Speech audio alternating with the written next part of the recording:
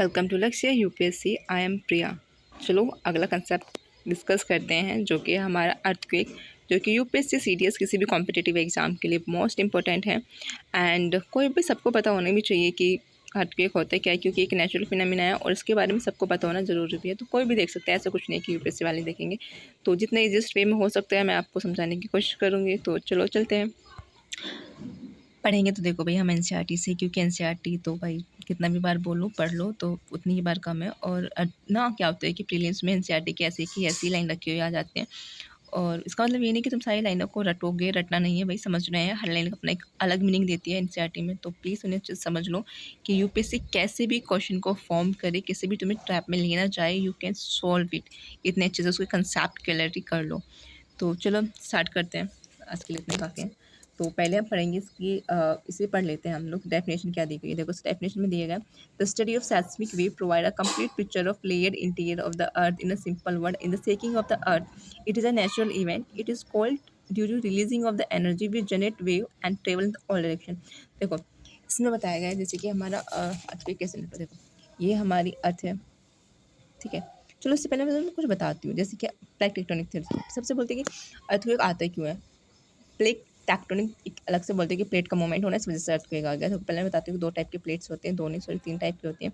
Conversion, ठीक है, पास आना। डाइवर्जेंट, दोनों प्लेट का अगर दूर जा रही है। And transfer wave. ट्रांसफर का मतलब होता है, ठीक है, अगर थोड़ा सा प्लेट्स में वेरिएशन आया तो अर्थक्वेक आ सकता है। दो प्लेट्स में वेरिएशन आने से अर्थक्वेक आ सकता है। सिर्फ इन्हीं कॉजेज से नहीं आ सकता, बल्कि कोई वोल्केनिक इरप्शन हुआ, अगर वोल्केनिक इरप्शन हो रहा है तो भी आएगा। देखो कैसे आएगा, देखो क्या होता है कि अर्थ में प्रेशर इकट्ठा, एक जगह पे प्रेशर इकट्ठा होना, अर्थ के अंदर इंटीरियर में प्रेशर का एक जगह इकट्ठा होना, और टेम्परेचर का प्रेशर का जब ज़्यादा होगा तो वो प्रेस करेगा, मतलब बाहर आने की कोशिश करेगा।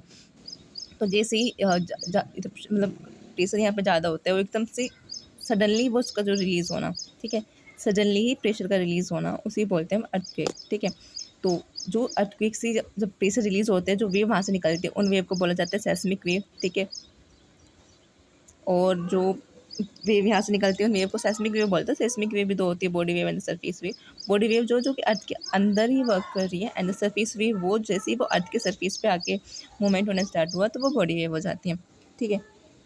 तो ये सिर्फ मतलब ये जो प्लेट के मोमेंट से ही नहीं, बल्कि वोल्केनिक इरप्शन से भी होता है। अगर वोल्केनिक इरप्शन बहुत ज़्यादा स्ट्रॉन्ग है तो वो भी अर्थक्वेक आ सकते हैं, या फिर कोई न्यूक्लियर हम एक्सपेरिमेंट कर रहे हैं न्यूक्लियर एनर्जी को लेकर, तो उस टाइम पे भी हो सकते हैं।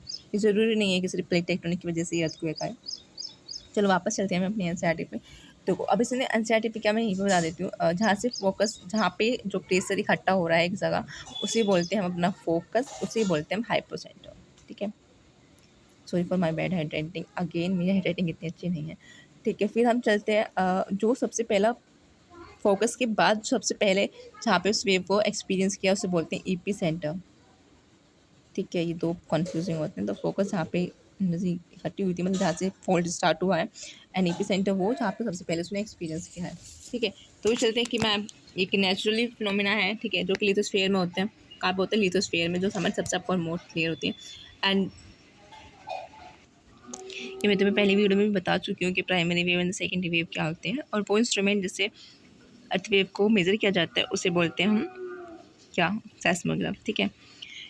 और इससे हम रिचर्ड स्केल पे भी मेज़र कर लेते हैं, ठीक है। ये मैंने बता दिया है कि प्राइमरी वेव सेकेंडरी वेव क्या होती है, जाके पिछली वाली वीडियो में चेक कर लो। एंड अब हम देखो यही होता है कि अर्थक्वेक के बाद क्या क्या इफेक्ट होगा, ये तो तुम्हें पता ही है कि बहुत ज़्यादा सेकेंडरी, अगर सेकेंडरी वेव से तो बहुत ज़्यादा इफेक्टिव हो जाएगा।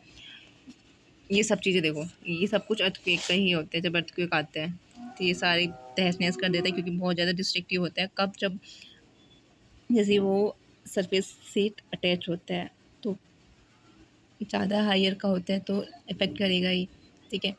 ये देखो, और उससे ना अर्थक्वेक से हमें कुछ और भी पता चलता है, जैसे कि देखो ये देखो, ये है हमारी प्राइमरी वेव है, सेकेंडरी वेव का जोन कही है, जिससे हमें ये पता चलता है कि प्राइमरी वेव को जब हमने पास किया तो पास पता चला कि वो तीनों लेयर से पास हो गई, ठीक है। Solid, liquid and gas. जब हमने सेकेंड वेव को पास किया तो सिर्फ वो सॉलिड से पास हो पाई, लिक्विड एंड गैसेस में उसने नहीं हो पाया। तो पता चला कि अर्थ जो है हमारी एक किसी भी एक मैटर से नहीं बनी हुई है, उसमें सॉलिड, लिक्विड, गैस तीनों एलिमेंट्स से बनी हुई है।